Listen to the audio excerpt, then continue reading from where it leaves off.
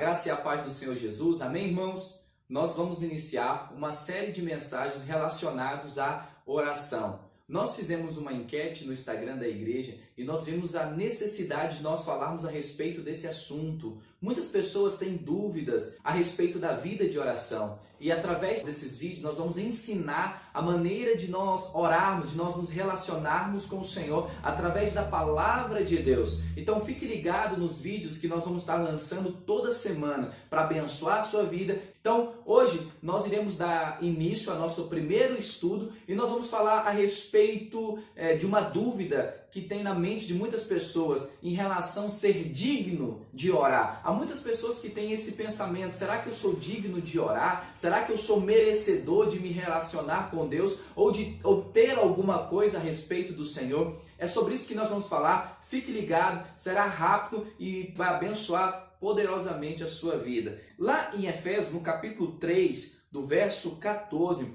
há algo interessante, uma chave espiritual que o apóstolo Paulo nos ensina. Paulo diz o seguinte, Efésios capítulo 3, verso 14: por essa causa me ponho de joelho diante do Pai. Paulo diz que ele coloca uma causa diante do Pai. Que causa é essa que Paulo coloca? Paulo aqui no verso 15 em diante, ele ora por alguns alvos específicos para a igreja. Ele ora para que a igreja pudesse ter revelação, ele ora para que a igreja pudesse ter entendimento do seu chamado, entre outras coisas. Mas o que é mais interessante aqui é que a Bíblia fala que Paulo se coloca de joelho diante do Pai. E aqui há o primeiro princípio para nós termos uma vida de oração que flui, uma vida de oração poderosa. É que você se relaciona com Deus na posição de filho. Interessante que Paulo fala: eu coloco de joelho, eu coloco a minha causa diante do meu Pai. Você precisa entender que quando você vai orar, você não está indo falar com o seu patrão. Muito pelo contrário, você está indo falar com o seu Pai. Lá em João, no capítulo 1, do verso 2, a Bíblia fala: todos aqueles que deram o poder de serem feitos filhos de Deus, todos aqueles que o recebeu,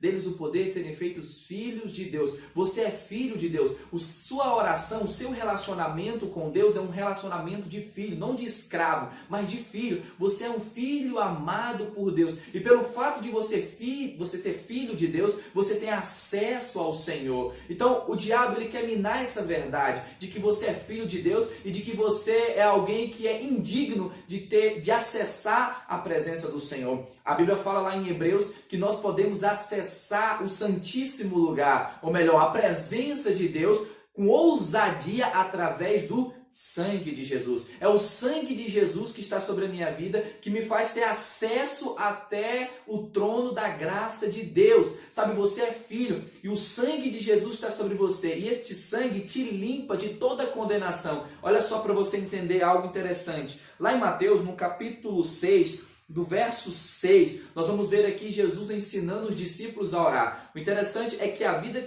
de oração ela é muito importante. Os discípulos pediram para que Jesus os ensinasse a orar, não a pregar. Não estou diminuindo a importância da pregação, né? Jesus fala lá em Marcos, no capítulo 16, ide pregar o evangelho. Sabe, a pregação é importante, mas sabe o que é mais importante? É a vida de oração. Porque não há vida cristã sem a vida de oração. Porque a oração é o que move o céu na terra, é o que move o braço do Senhor sobre a nossa vida. Mas olha que interessante, Jesus está ensinando os discípulos a orar. E ele diz o seguinte, lá em Mateus capítulo 6, do verso 6. Tu, porém, quando orar, entra no teu quarto, fecha a porta, orarás a teu pai que está em secreto. Veja que ele destaca, orarás ao teu pai.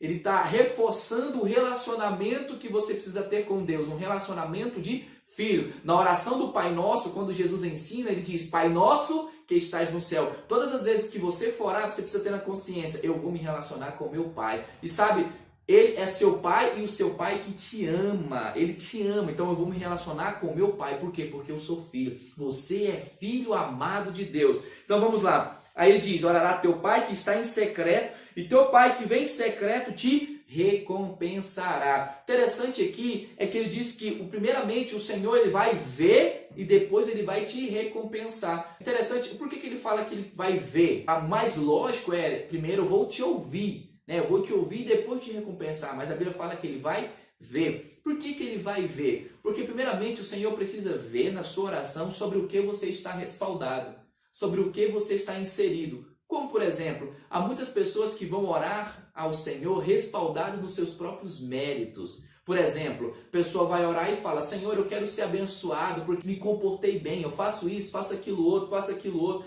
Então essa pessoa está apoiando a sua oração nos seus próprios méritos. Há também aqueles que apoiam, a sua oração na autopiedade. Por exemplo, a pessoa fala: Senhor, tadinho de mim, coitado de mim, Senhor. Olha só, deixa eu te dizer, Deus não responde sentimento, Deus responde fé. É o que diz lá em Hebreus no capítulo 11. Por isso que a Bíblia fala, ó, ele vai ver e vai te recompensar. O que é esse ver? Ele vê sobre o que você está respaldado. Você está respaldado em Cristo. Quando você coloca a sua oração, sabe o que é interessante? Você precisa entender que a oração, o poder não está em quem ora, o poder está em quem responde a oração. Então, quando você vai orar, você precisa concentrar em Cristo. Senhor, eu estou aqui para orar ao Senhor.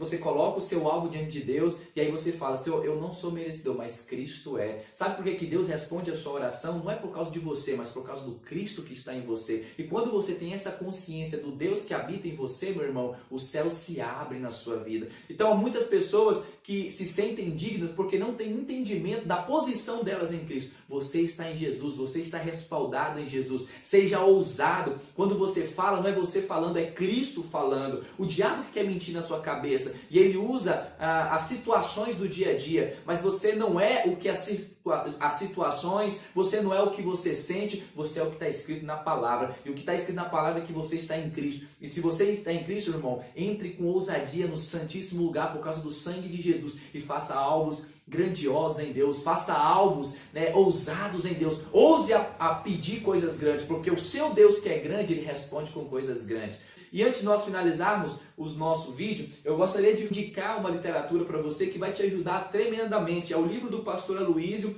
Creia e Confesse. Aqui tem princípios poderosos da vida de oração, da vida de proclamação da palavra. Então, Creia e Confesse, você vai encontrar aqui na livraria da igreja. Que Deus te abençoe. Até o próximo vídeo.